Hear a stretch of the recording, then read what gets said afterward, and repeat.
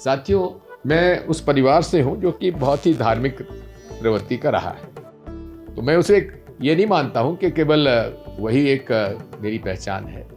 हाँ, मेरे परिवार में हमेशा से धार्मिक प्रवृत्ति के लोग रहे हैं और आज भी हमारा जो गृहस्थान है वहाँ पर अनेक मंदिर हैं।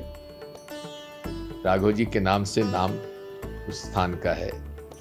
जगदीश जी का भी वहाँ मंदिर है, माता जी का भी मंदिर है, गणेश जी का भी है, हनुमान जी का भी है, कल्याण राय जी का भी है, लड्डू गोपाल जी का भी है। मेरी माँ बड़ी बहुत ही धार्मिक प्रवृत्ति की थी। मेरे पिता उतने नहीं थे, लेकिन वे अपने धर्म कर्म से उनकी विचारधारा बहुत कुछ एक इस प्रकार की थी कि हाँ, मैं धार्मिक हूँ, लेकिन मुझे धार्मिकता मुझे बताने की आवश्यकता नहीं। उनको विशेष तौर पर वे प्रभावित थे महात्मा गांधी से,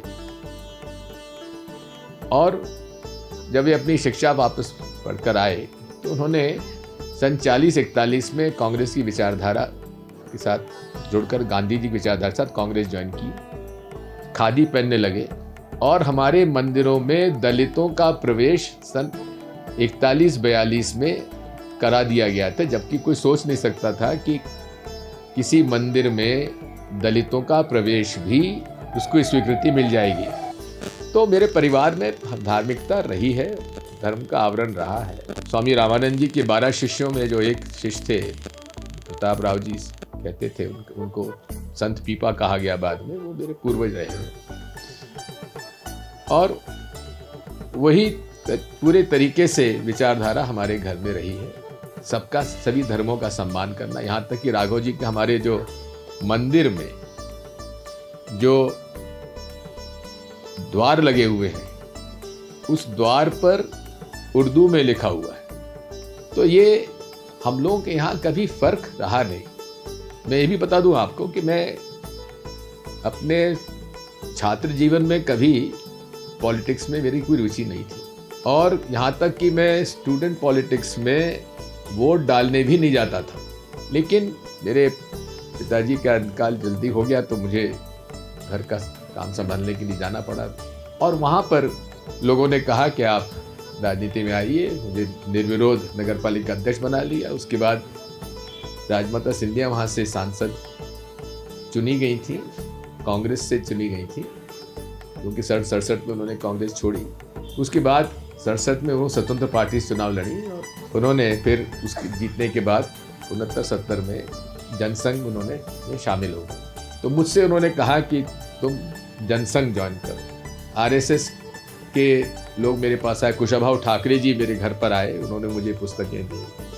कैलाश सारंग जी की ड्यूटी लगी कि मुझे दौरा कराया जाए। आज वो हमारे बीच में नहीं है, लेकिन हमारे अच्छे संबंध उनके पास रहे। तो राजगढ़, शाहजहाँपुर तरफ का मेरा दौरा कराया। लेकिन सबके बाद चर्चा करने के बाद इसी बीच में गोविंद नारायण सिंह जी मुख्यमंत्री थे, उनको मालूम पड़ा कि मुझे जनसंघ में ले जाया जा रहा है। तो उन्होंने अब अलग बुला के कहा, वो शिकार का शौकीन थे तो उस समय शिकार अलाउड थी। तो उन्होंने मुझे कहा कि तुम अभी कहीं मत जाओ, पहले समझो, उनकी किताब, उनके भी विचार पढ़ो, गुरु गोलवलकर जी को भी पढ़ो, और साथ में गांधी को भी पढ़ो, नेहरू को भी पढ़ो। और उन्होंने कहा कि रामधारी सिंह दिनकर की जो किताब है संस्कृति के 4 अध्याय, वो भी पढ़ो। मैंने सब पढ़ा। हम लोग पब्लिक स्कूल में पढ़े, बोर्डिंग में रहे, और उस समय मस्जिद भी वहाँ थी, मंदिर भी था।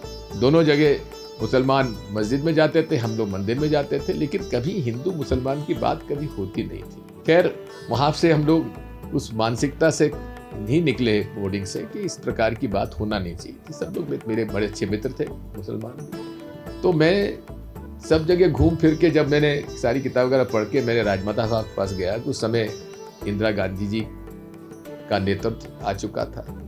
मैंने कहा कि मैं जनसंघ में तो नहीं जा पाऊंगा, मैं कांग्रेस में जाऊंगा। मैंने कांग्रेस ज्वाइन कर ली। कई बार ये बताया जाता है कि मेरे पिता हिंदू महासभा में थे। मेरे पिता कभी हिंदू महासभा में रहे ही नहीं, कभी नहीं रहे। हिंदू महासभा को चुनाव में हराया था उन्होंने 1952 में। ये कहा जाता है कि दिग्विजय सिंह आरएसएस में थे, ये भी कहा जाता है। हाँ, जब मैं किसी पार्टी में नहीं था तो मुझे नगर पालिका अध्यक्ष के रूप में मुझे एक आरएसएस के फंक्शन में बुलाया गया, तो उसमें जरूर गया था। लेकिन 70-71 में उसके बाद मैं कांग्रेस में आया और तब से तो मैंने इनका जो काम करने का तरीका देखा, किस प्रकार से कटुता फैलाते हैं हिंदू मुसलमानों के बीच में, मुझे ये बात बिल्कुल पसंद नहीं आई और इसीलिए मैंने इस मामले में इनकी विचारधारा को कभी भी मैंने नहीं स्वीकारा।